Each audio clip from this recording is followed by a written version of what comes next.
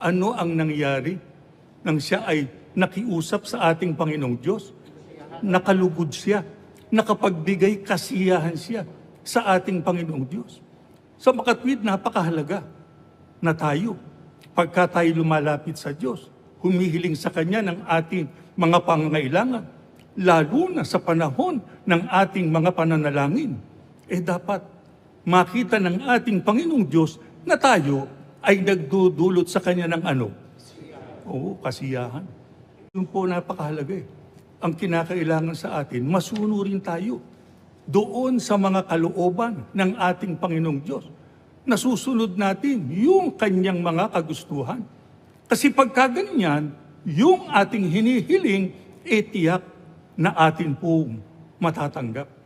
Ang lingkod ng Diyos, pagka tumawag sa Kanya, hindi niya tinitignan kung ano ang katayuan natin sa lipunan.